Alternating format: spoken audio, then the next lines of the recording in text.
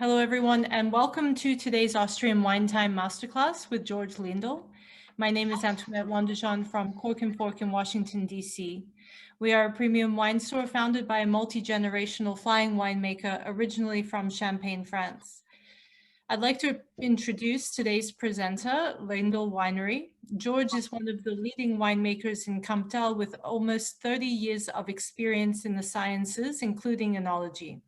After studying food and biotechnology, he went on to be a researcher at the Federal College for Oenology and Pomology at Klos-tern-u-burg. He was an enology consultant for many years, gaining the globally respected title of Flying Winemaker, and he worked for some time with one of Austria's most famous winemakers, Martin Nigl. In 2013, Georg decided to create his own estate in Kamptal, and Weingut Leindl was born. He began with 5 hectares of vines and has recently increased his land to 12 hectares. The brilliance of Georg's philosophy is the line he walks between tradition and innovation. For those joining us live, we'd love to hear from you. Place your questions in the Q&A and we'll get to them time allowing. Since our guest is joining us live from Austria, quite a few hours ahead of us here in the United States, we will move immediately into the presentation. Georg, whenever you're ready, you're welcome to begin. The Kamptal Valley, it's part of Lower Austria. It's, the most of you know Vienna, and it's in the northwest of Vienna, roughly 80 kilometers. And then you enter the Kamptal Valley. The valley is named by the river Kamp, which goes from the north to the south, more or less directly. And there you have, along the river, you have the vineyards.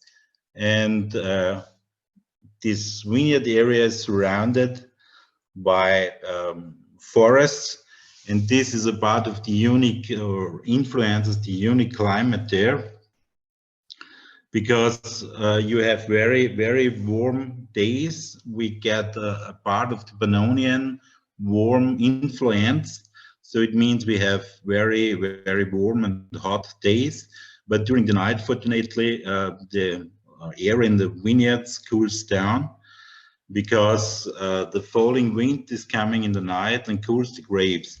And this is the key factor, that we have this lot of fruit in the grapes or in the wines, because during the cooling in the night, it preserves the fruit. We don't lose, the grapes are not cooked in the night, what leads to the loss of aroma.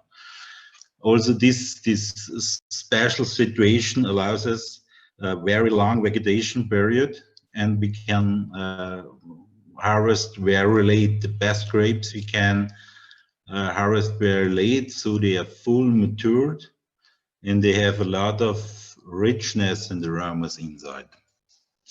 The main varieties in the Kamptal Valley, or other way around, Grüner Veltliner is the most important grape, white wine grape in Austria, not just white wine, it's in total the most important grape. It covers roughly 1/3 of the wine growing area. This is historically because it's an Austrian variety, and we had times where Grüner Veltliner wasn't that funny variety. It was old-fashioned. But fortunately, we decided to stick, or our ancestors decided to stick in this variety, and didn't shift to Chardonnay and Sauvignon and all the other varieties you can find all over the world. On the one hand, it's an advantage that you have a variety which is just grown in Austria, which makes it unique. On the other hand, the Grüner Veltliner is really a great grape because it's a chameleon. You can do a lot with this variety. You can produce very light and fruity white wines, sometimes remembering on a Sauvignon Blanc, up to very rich and full-bodied white wines, which reminds us on a top Burgundy type. So you can play in a broad range, depends on the clones, on the style, on the climate, on the altitude, but you can do a lot with this variety, and I like it very much. The second important white wine grape in the Kamptal Valley. It's the Riesling. Riesling is well known for Germany, Alsace, Austria, but it's more, you find it more in the world, and it's much more important in Germany, for example. But in Kamptal Valley, it's still the second important grape. When you compare, Grüne covers 1/3 of our vineyards, and Riesling is roughly 4%. So it's much lower, but it's still a very important grape for us. And I personally stick on these two varieties in the winery. When I started, I had a little Chardonnay and Pinot Blanc. Still, I have a little Muscatella. But I thought we are famous for these two varieties, and you should stick on things which fits to the area and which are well known. So I have also no red wine grapes anymore, because I think it's not what people are looking for in our area. And for me personally, I think we are a cool climate area, and there are other areas in Austria where you can find red wines which are on an international top level. But in our area, we are more focusing on these white wines. This brings me to the history. In 2013, as Antoinette introduced, in 2013 I founded the winery. It's a pretty young winery. It was by accident when a good friend of mine told me that there is the opportunity to take over some vineyards, and it was always, as I was working the last 25 years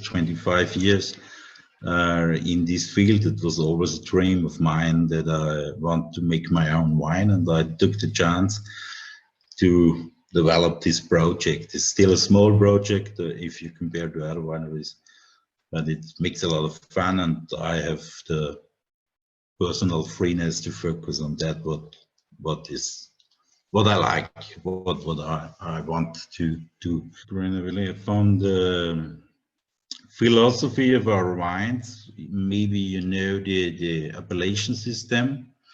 Roughly, now it's 20 years ago, we decided, additionally to the German way of classifying the wines, we want to introduce in Austria as well this well-known French and Italian system of the appellations. It was in the beginning just one wine growing area which did that. Now we have, since this year, we have covered whole Austria. In every wine growing area, you have now this appellation system. That means that it's the TSC system, similar to the DOC in Italy, for example, and it starts on the regional level. So that means you can have under this system, let's say, all-day wines, easy wines, which are coming just from this region. Then it's like a pyramid. The next level is the village wine. Then you have the grapes just from the vineyards around this village. Then you can use the name of the village. In my case, for example, it's Langenlois. For the regional wine, it's on Riesling Urgestein. That means Urgestein is not the appellation, it's just a name, and it's just from the Kamptal Valley. And then you have the single vineyard system. That means you have the single vineyards, and you can use the name of the single vineyard if you pass, or additionally in Austria we have the system, you have to pass the wine is proved in two ways. The first is that you fulfill all legal, chemical things you have, what is the alcohol level, and that the wine follows the let's say rules. What is the minimum alcohol? What is the maximum alcohol? And then, what is more important, you have to go through a tasting. What means if you want this TSC logo, you have to pass this tasting, and the taster have to say, okay, this is really a Kamptal wine, or this is really a village wine, or this is really the single vineyard. It fulfills what we expect. And I have four important single vineyards. The Riesling, the first is the Erbling, which is when I took over, or when I started in 2013, some friends of mine kidded me and told me, Erbling, it's not suitable for wines. You can make there a Christmas tree plantage, because it's pretty high. It's not a warm, not a very warm location. But we see in the last years, it was very often an advantage not to have such an early and hot area. So on the Erbling, the grapes mature slower, so you can harvest later. You have a higher acidity, you have colder nights, and you have more fruit in. The next is the Kugelberg. This is nearby Seeberg. I come later on. It's always planted with Riesling, Riesling. There you have, it's like a plateau. It's not very steep. And Erbling is unique as well, because there we have a stone called amphibolite. It comes from a volcanic. It's a special stone, very black, very hard. And Kugelberg is already Klima slate on the basic, and there you have a thin layer of less, or in general the ground is the primary rock, comes from the Bohemian Mass. It's near to the Bohemian border, and you have a very old soil there, coming from hard stones, and less comes from the east by the wind and forms a layer. Sometimes it's flat. You have a thicker layer, and on the steep parts of the vineyards you have a thinner layer. So this is the difference.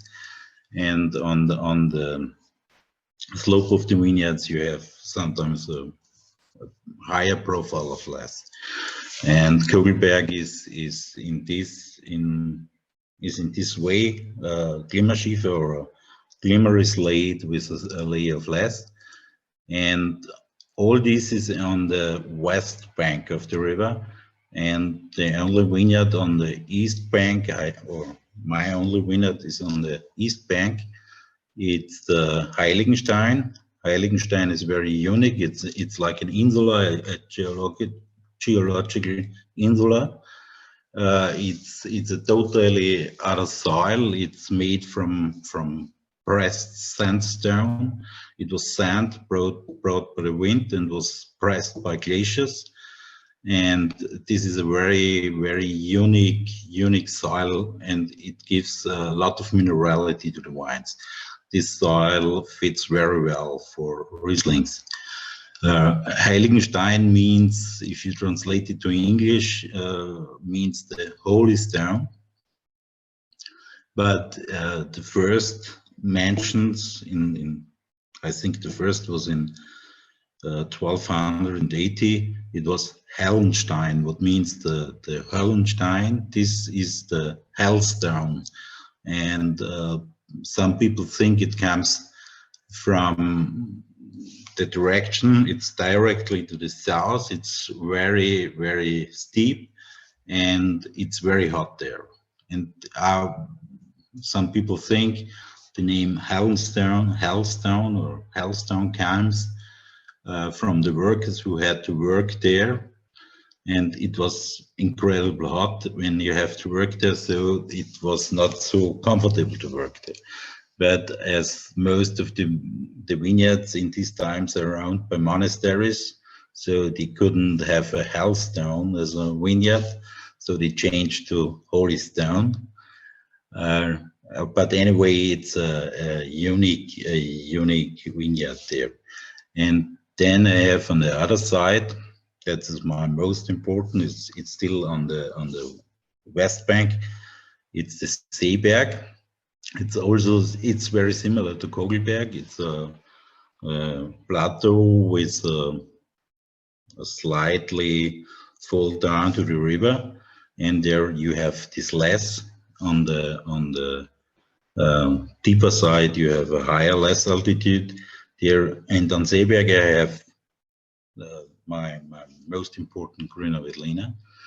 And also there I have a small vineyard with Viognier, which is very seldom in Austria, because in Austria you have we have this system of quality wine. It's connected to what I explained with the proof of the wines. And you get wine proved as a quality wine if the variety is known as a variety for quality wine in Austria. And this is, for example, Grüner Veltliner, Riesling, Chardonnay, Zweigelt, whatever. But Viognier is not in this list. So you can just produce stable wine from Viognier. Anyway, how it tastes, what is the quality, it's not known as a quality grape in Austria. And that is the reason why I estimate there are just in total in Austria just 4, 5, 6 hectares of this variety. And I have a small vineyard with Viognier. It was by accident included in the vineyards I took over, and to be honest, I had no experience with this variety, just from tasting when I have been to France. And I was never excited with the Viognier, so I thought, okay, we will make a recultivation, we will plant the Grüner Veltliner. But in the first year we harvested, and in the beginning it was not very exciting, but after 6 months it was a great wine, and I still have the vineyard. And I hope I will have it for a long time, because I'm pretty happy with the Viognier. Now I work on 8 hectares, just with these 2 main varieties, a little Muscatella and the Viognier.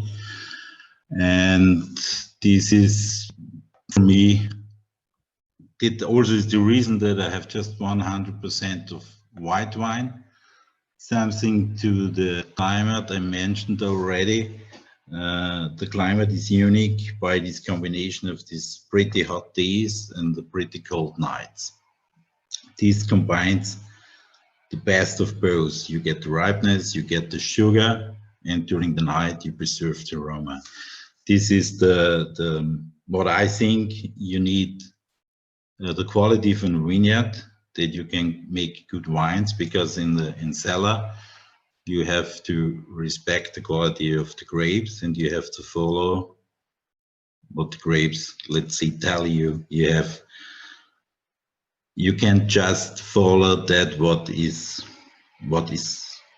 already in the grapes, and you have to try not to lose this quality, but to lose less as possible. So I work pretty traditional, but also I ferment in the Seeberg and the Heiligenstein. We will taste. It's fermented in big wood casks from oak, but all the other wines are fermented in stainless steel, and also in this wood cask I have a temperature control, so that the fermentation doesn't go too fast. For the high-end or premium wines, I let them a long time on the lees, and I steer it to harvest the power of the yeast, to make it more creamy, and that they have more potential for aging. The wines from especially Grüner Veltliner, which is the more important variety for me. The wines from Seeberg are well accepted from the press and journalists. The Seeberg 2018 was one of the top 100 wines of Austria for James Suckling because of the richness of the wine. The vintages we taste, we start with 2017. The vintage 2017 was body and fruit. We had in spring risk of late frost. We had been affected a little bit, but fortunately it was not too much. But the summer was very hot, very warm, sometimes too warm. We suffer a little from lack of water. But on the perfect time of the end of August, it starts to rain, and we can cut, but not too much. So we could harvest full matured, high quality grapes, which gives us very, very rich and bodied and fruited wines. 2016 was a fruit-driven harvest. We had, after a warm spring, a very early flowering, and then it starts to be cold again with a strong frost, which damages a lot in Austria. Thanks God, not too much in my vineyards. And the result was a reduction in the yield, which was in the end of the year or around the harvest an advantage, because we get very concentrated grapes and they are perfect healthy. So we got again very fruity and ageable wines, and with a lot of minerality. In 2013 was in general a great vintage. It was after a period of warm harvests, sometimes too warm harvests for our stylistic of white wine. It was a year which wasn't that hot, and we got a lot of acidity and really balanced mineral and fruity wines. That was one of the best harvests of the last decade for me, or the best vintage, because the wines had enough acidity and a lot of minerality and fruit. We taste today from my two top vineyards, one's from Seeberg and Heiligenstein. I want to start with the Seeberg. The first wine is the Seeberg 2017. As I mentioned, it was a bodied and fruity year. It's the wine is on an alcohol level of 13.0. The residual sugar is pretty moderate with 4 grams. And if you taste it, what I will do with you,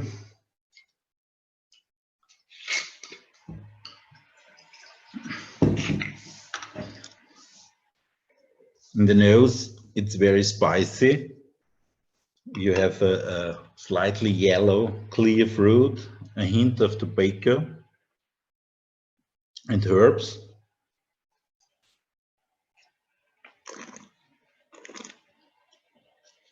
And then on the palate, a lot of minerality, exotic fruit. It's very, very silky, with a lot of power and a long and rich aftertaste. I like the wines from the Seeberg a lot, because this is the style of this appellation, and it always is in this way. Sometimes it's more fruity and more minerality. You can always see the year, the harvest, but you always find the appellation. And that's what I think is what makes the appellation and makes it serious. If we shift to the next Seeberg, it's Seeberg 2016.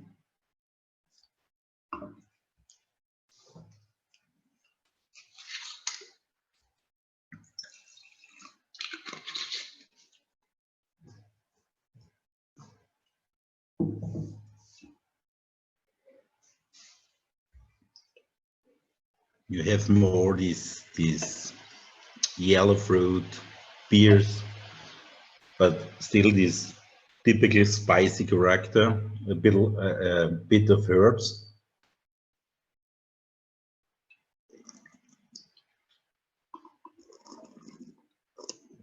But if you compare it to the, generally you find the style, but if you compare to the 2017, you have more, it's more minerality, it's elegant, it's not that bodied.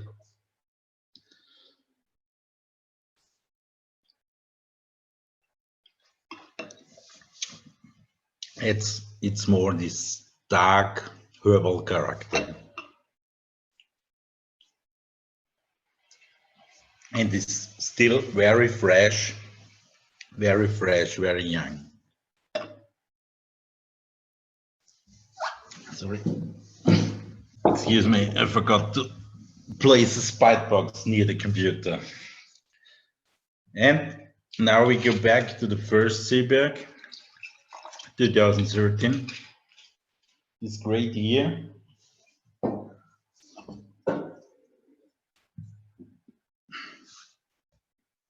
You have already a little matured character, but still pretty young for this vintage.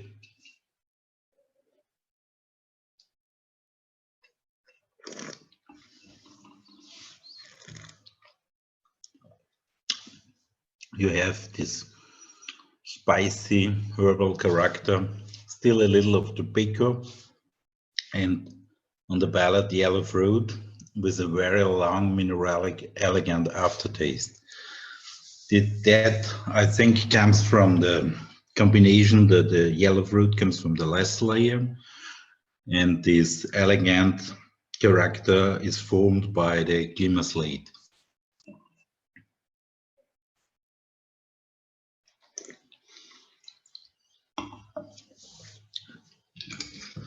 By the way, it's a good choice. It's a chance for me to taste these wines. What I do very seldom. And now we come to the Riesling. Heiligenstein 2017.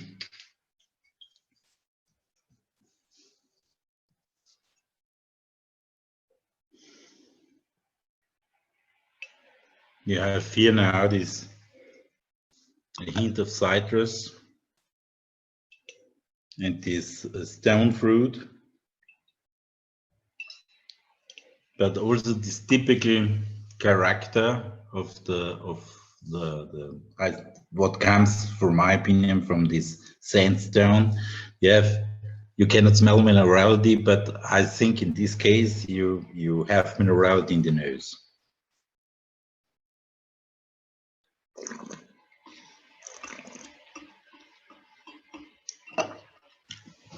And on the palate, you find also citrus, stone fruit, and this typical minerality, which makes a long aftertaste. This wine is also with down to lie with a certain volume of alcohol, percent of alcohol, but it's fresh, it's not too bodied, it's elegant, it's nice to drink.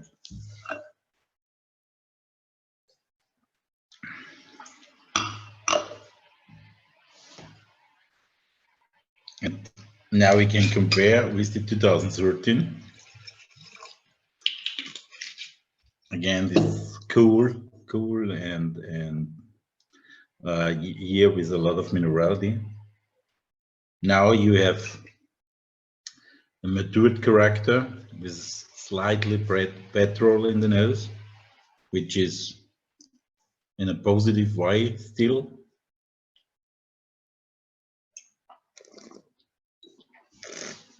And at the palate you have the same minerality, even there are 4 years between, or it's 5 years between the two hours, and they have the same character, this minerality coming from the sandstone, what the soil gives typically on to these grapes.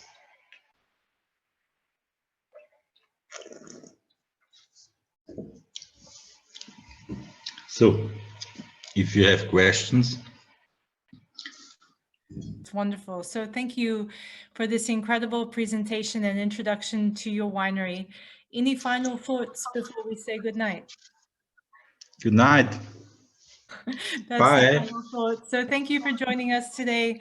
Thanks to all for watching and enjoying this amazing presentation and these incredible wines. And most of all, thank you for your interest in the great wines of Austria.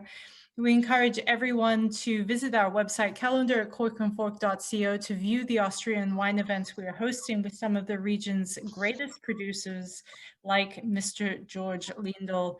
Thanks again to all for attending. I'm going to end the meeting for all and have a wonderful night. Thanks again, George. Thank you.